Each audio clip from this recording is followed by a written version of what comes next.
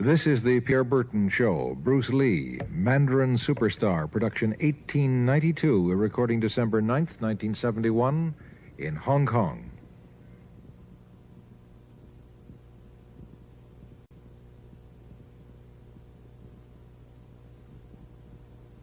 Bruce Lee faces a real dilemma. He's on the verge of stardom in the United States with a projected TV series on the horizon, but he's just achieved superstardom as a film actor here in Hong Kong. So what does he choose, the East or the West? It's the kind of problem that most budding movie actors would welcome. It's the Pierre Berton Show, the program that comes to you from the major capitals of the world. This edition comes to you from Hong Kong. And Pierre's guest is the man who taught karate, judo, and Chinese boxing to James Garner, Steve McQueen, Lee Marvin, and James Coburn. The newest Mandarin superstar, known in the West for his appearances in Batman, The Green Hornet, Ironside, and Longstreet. His name is Bruce Lee, and he doesn't even speak Mandarin. And here's Pierre. Well, how can you play in Mandarin movies if you don't even speak Mandarin? How do you do that? Well, first of all, I speak only Cantonese. Yeah. So, I mean, there is quite a difference as far as pronunciation and things like that go. So somebody else's voice is used, right? Definitely, definitely. You just make the words. Doesn't that sound strange when you go to the movies, especially in Hong Kong, in your own town, and you see yourself with somebody else's voice? Well, not really, you see, because most of the Mandarin pictures done here are dubbed anyway. They dubbed anyway? Anyway. I mean, disregard. I mean, they shoot without sound. So it doesn't, make any difference. Your lips never quite make the right words, do they? Well, that's where the difficulty lies, you see. I mean, in order to, because the Cantonese have a different way of saying things, different from the Mandarin. Yeah. So I have to find, like, something similar to that and keep a kind of a feeling going behind that. Something that matching the Mandarin deal. Like the Does old it silent sound complicated? Days. Like the old silent days. But I gather in the movies made here, the dialogue is pretty stilted anyway. Yeah, I agree with you. I mean, see, to me, a motion picture is motion. Yeah. I mean, you got to keep the dialogue down to the minimum. Did you look at many Mandarin movies before you started playing in the first one? Yes. What did you think of them when you saw them? Quality-wise, I mean, I have to admit that it's not quite up to the standard. However, it is growing, and it is getting higher and higher and going toward that standard, than what I would term quality.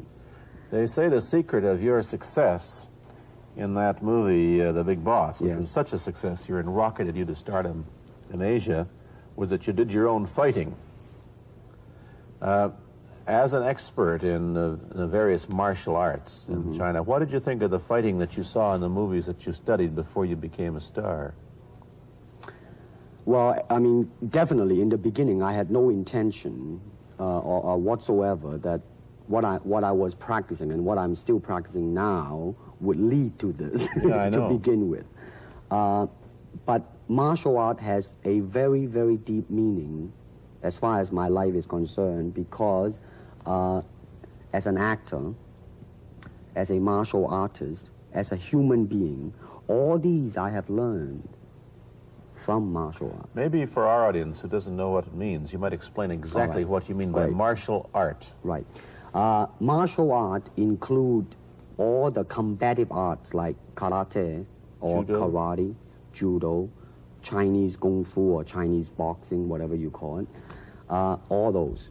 You see, like Aikido, Korean, I can go on and on and on. But it's a combative form of fighting. I mean, it's not, some of them became sport, but some of them are still not. I mean, they use, for instance, kicking to the groin, jabbing fingers at the eyes, and things like that. No wonder you're successful in the Chinese movies. They're full of this kind of action anyway. They needed a guy like you could... Violence, man. So you didn't have to use a double when you moved into the motion picture world here. You did it all yourself. Right. Can you break 5 or 6 pieces of wood with your hand or your foot? I'll probably break my hand and foot. But tell me a little bit... you set up a school in Hollywood, didn't you, for people like James Garner and Steve McQueen and the others? Yes. Why would they want to learn Chinese martial art? Because of a movie role?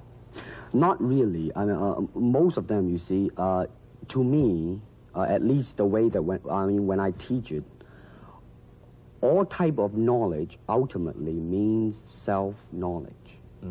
So therefore, they are coming in to, and ask me to teach them not so much of how to defend themselves or how to do somebody in.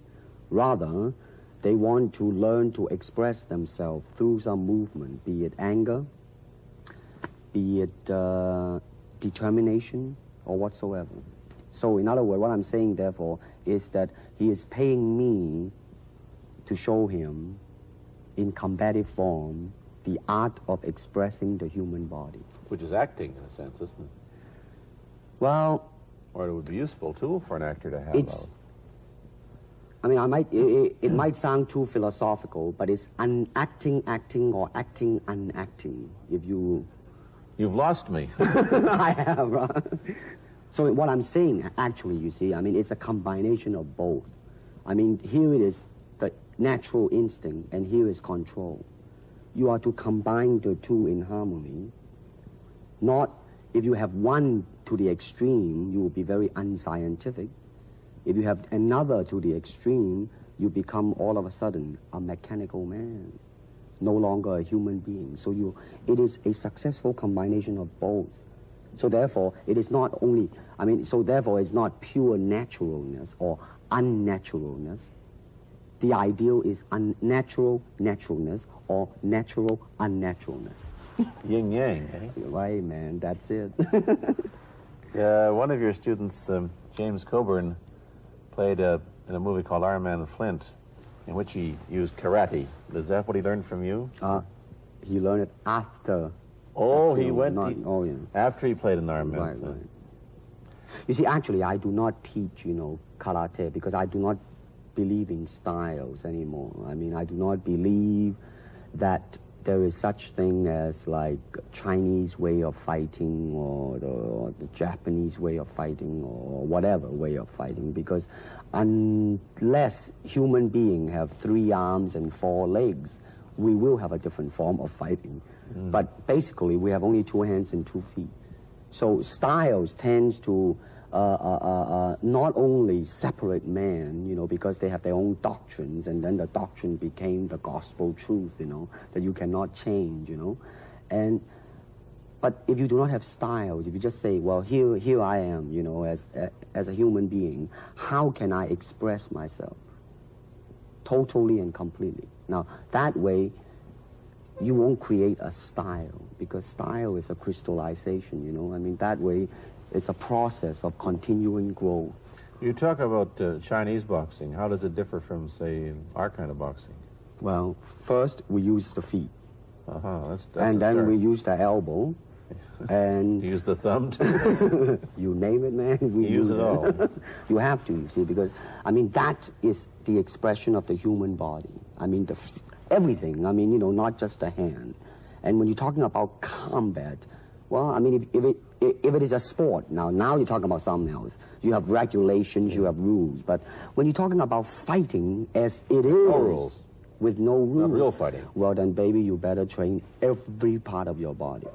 And when you do punch, now I'm leaning forward a little bit, hoping not to hurt any camera angle. Yeah. You got to put the whole hip into it and snap it and get all your energy in there and make this into a weapon. I don't want to tangle you in any dark that right now. You came at me pretty fast there.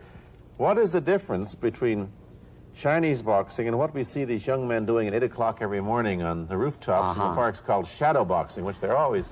Well, actually, you see, that is part of Chinese boxing. Yes. There are so many schools. Everybody schools. here seems to be, going like this all the time.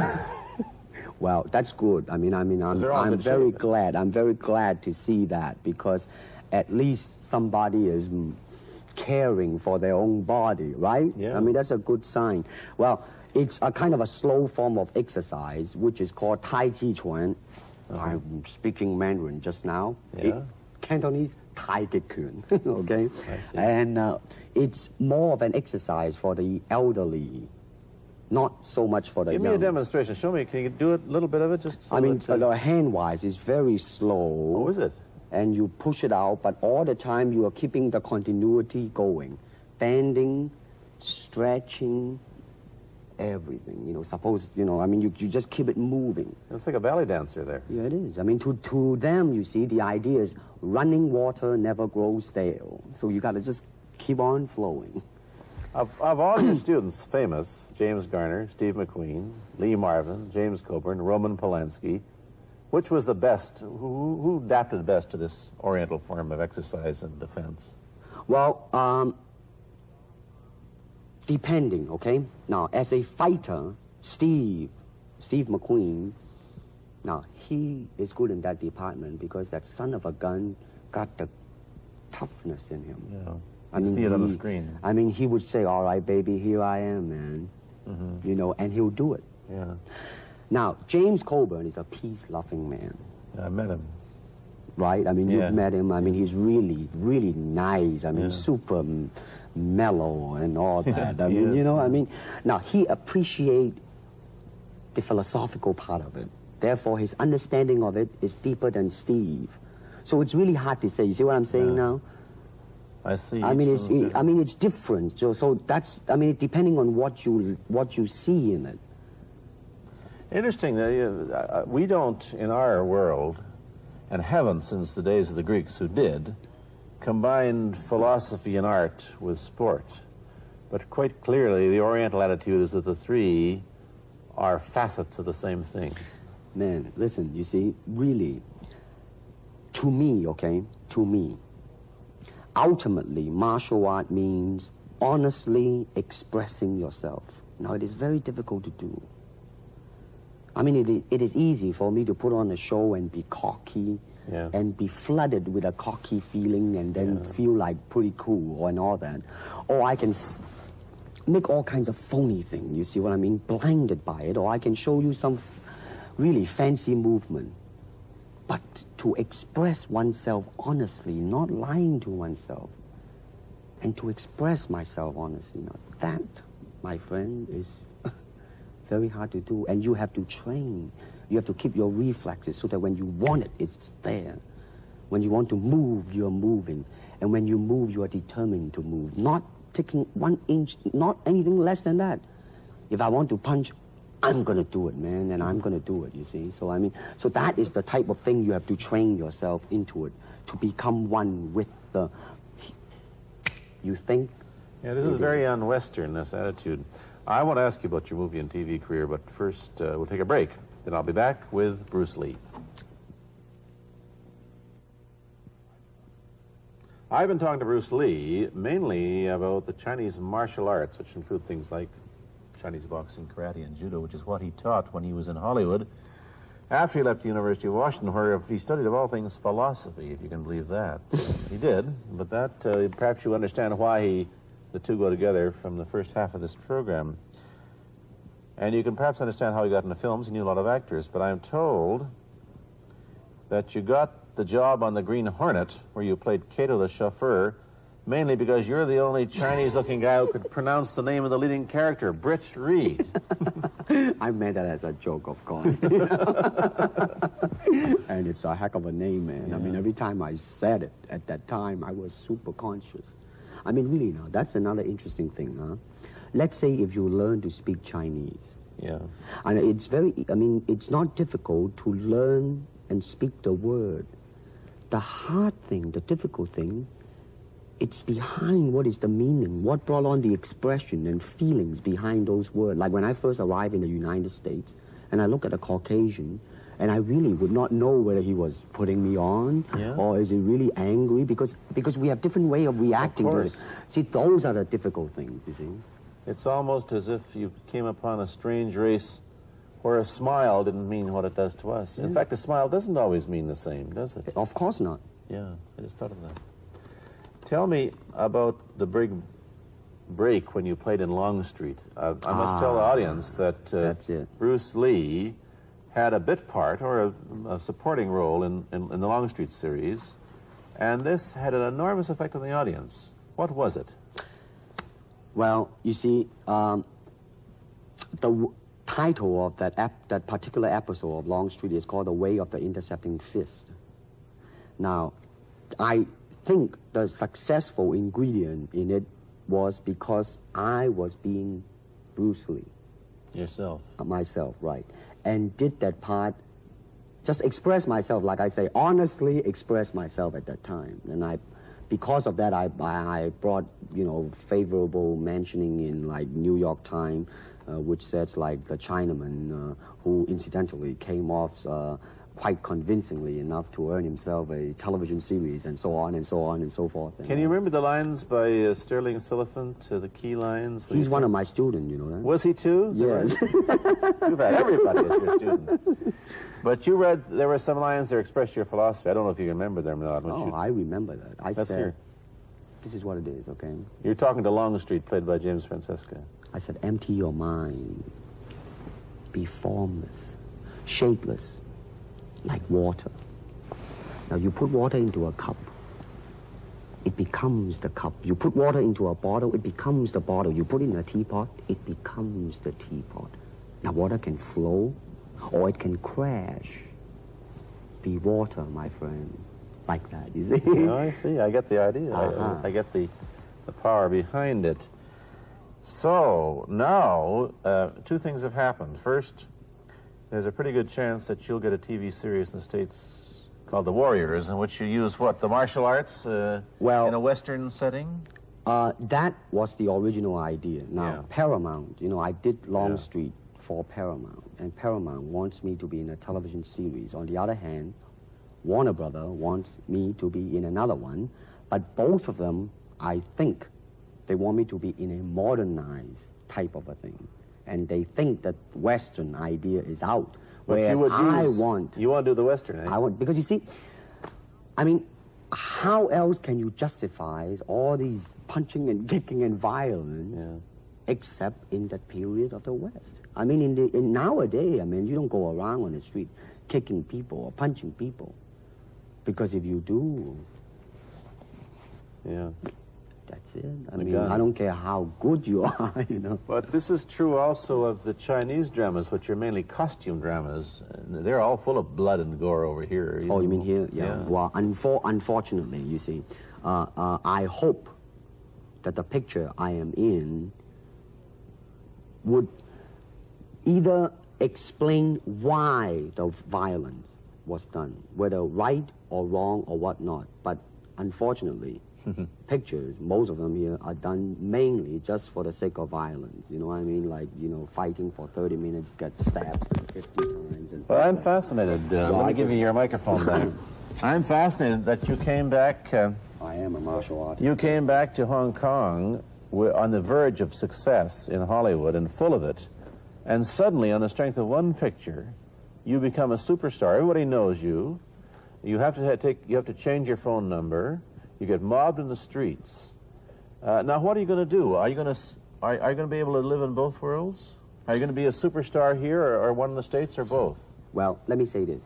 First of all, the word superstar really turned me off, and I'll tell you why. Because the word star, man, is an illusion. It's something what the public calls you.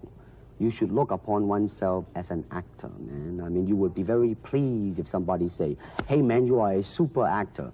It is much better than, superstar. Yeah, therefore, you've got to admit that you are a superstar. You're not going to, if you're going to give me the truth. I'm honestly saying this, okay? Yes, I have been very successful, okay? But I think the word star I do not look upon myself as a star. I really don't. I mean, believe me, man, when I say it. I mean, I'm not saying it because well, what are you going to do? Let's get back to the question. Okay. Are you going to stay in Hong Kong and be famous? Or are you going to go to the United States and be famous? Or are you going to try and eat your cake and have it too? I am going to do both because, you see, I have already made up my mind that in the United States, I think something about the Oriental, the true Oriental should be shown. Hollywood sure as heck hasn't. You better believe it, man. I mean, it's always that pigtail and bouncing around, chop, with the eyes slant and all that. And I think that's very, very out of Is it true that you were the first job you had was being cast as Charlie Chan's number one? Yeah, boy? number one son. Yeah. No, They never made the movie. No. They were gonna make it into like a new Chinese James Bond type of a thing. I Now that the old man Chan is dead, Charlie is dead, and his son is carrying on. But they didn't do that. No. Batman came along, you see, because and then everything was started to be going into that, that kind of which you were in. But by the way, I did a really terrible job in that, I have to say. Really? You didn't like yourself? I didn't see it. Let me ask you, however, about the problems that you face as a Chinese hero in an American series. Have people come up in the industry and said, well, we don't know how the audience are going to take a non-American? Well, such question has been raised. In fact, it is being discussed, and that is why The Warrior is not going to be on. I see. You see, because unfortunately, such thing does exist in this world. You see, like, I don't know, certain part of the country, right, where like they think that business-wise it's a risk, and I don't blame them. I mean, in the same way, it's like in Hong Kong. If a foreigner come and became a star, if I were the man with the money, I probably would have my own worry of whether or not the acceptance would be there. But that's all right, because if you honestly express yourself, it doesn't matter. See? Because are you? How about the other side of the coin? Is it possible that you are? I mean, you're fairly hip and fairly Americanized. Are you too Western for Oriental audiences, do you think? Oh, man, like, how? I have been criticized for that. You have, eh? Oh, yes, definitely. So. Well, let me say this. When I do the Chinese film, I'll try my best not to be as American as I, have been adjusted to for the last 12 years in the States.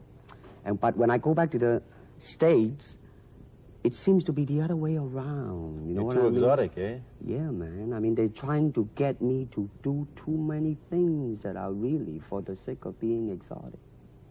You understand what I'm trying to say? Oh, sure.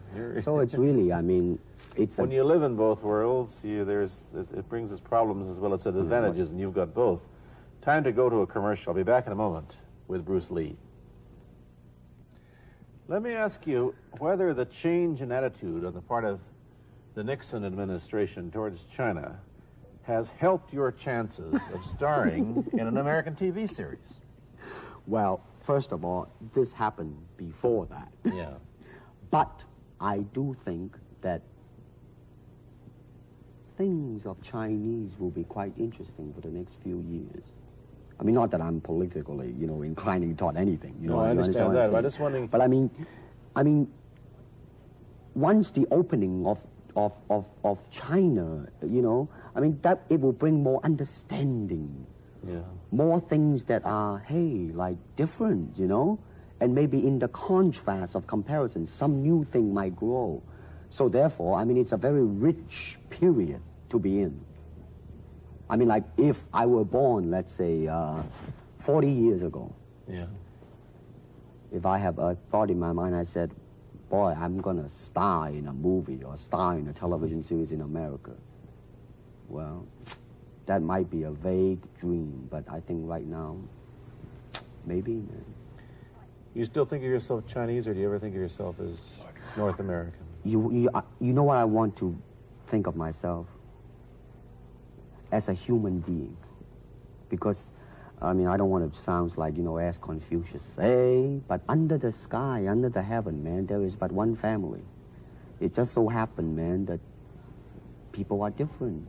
Okay, we got to go. Thank you, Bruce Lee, for coming here. Thank you for watching. Thank you. You've been watching Bruce Lee on The Pierre Burton Show, a half-hour program of conversation, opinion, and debate. This is Bernard Cowan speaking.